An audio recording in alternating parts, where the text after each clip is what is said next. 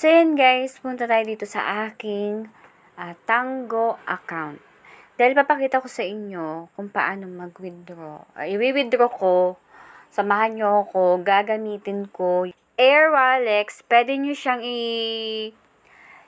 i-link sa inyong virtual bank or online bank like Hello Money, yan. May nagsabi sa akin kasi na sa Air Wallet siya kumukuha at naka-link yung Hello Money app niya. So, madali lang yan.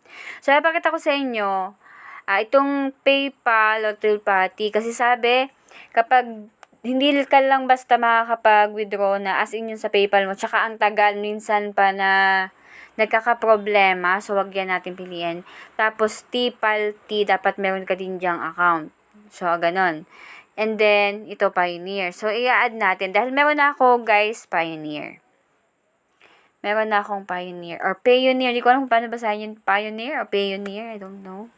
So, ating ililink yung aking Payoneer account.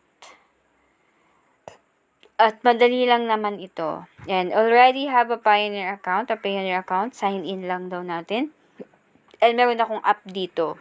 Ayan, gamit na gamit ko talaga yung Payoneer account ko. Hello Money app, ayan. So, gawa na ako ng account before pa kasi alam ko magagamit ko yan in the future. So, ito yung ating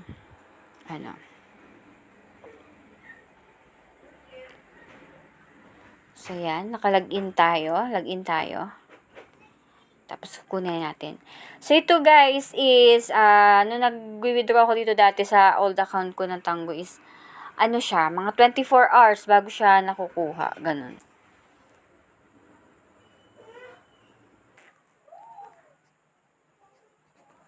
So, ito guys sa Payoneer pala, ngayon ko lang nalaman din. Kasi, di ba nakakonect siya sa old account ko. So, hindi ka pwedeng mag-connect ng dalawang beses na magkasabay. Kasi, active pa yung old account ko, hindi ko lang siya ginagamit. Meaning, kapag dapat i-unlink ko yung Payoneer ko doon sa old account para magamit ko siya ngayon. Pero, sige, try na lang natin itong Air Wallex, okay? Kasi mabilis lang din daw ito. Hindi ko pa siya na-try. So, pakita ko na lang sa inyo kung paano ko siya i-withdraw yung aking So, syempre, Philippines. Account currency is, ilagay natin is peso. Bahala na. Ayan. Tapos, payment method, local.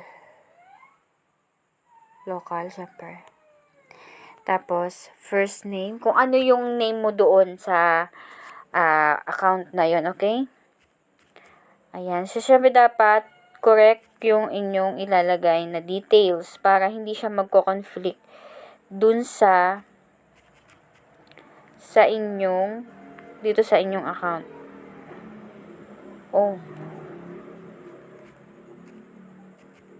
Patay, wait. Para hindi siya magko-conflict. Dapat, kung hindi kayo masyadong sure,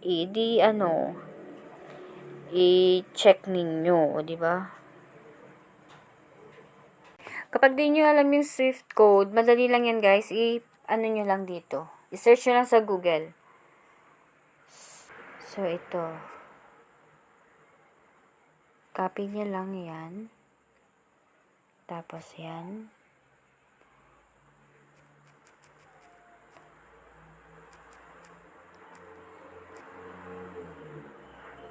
Tapos yung inyong ito, yung account number. Ayan, account name.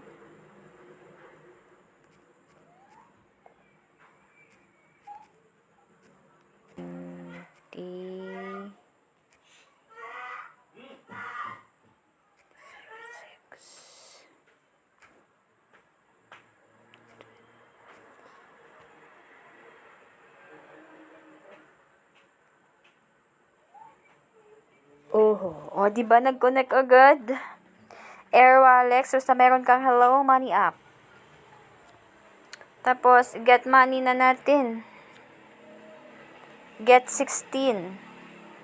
O, sabi, transfer may take up to 3 working days. So, ganun pala katagal.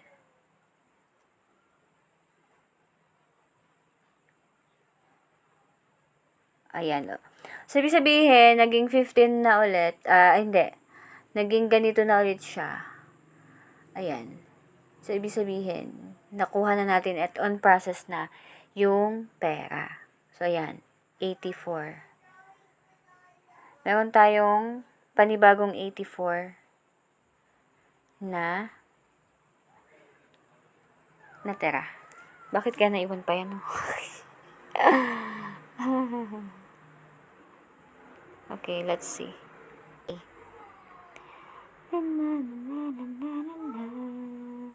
So, hihintayin natin yan. Papakita ko sa inyo pag nakuha ko na siya. Okay? Ayan. So, nandun na. Sabi na 28. So, meron pa ako ditong cents. Kaya nag-round off 729. So, andyan na. And meron pala akong vlog na kung paano naman mag-send ng money from Hello Money app to GCash. Ayan. So, yun. Ganun lang, guys.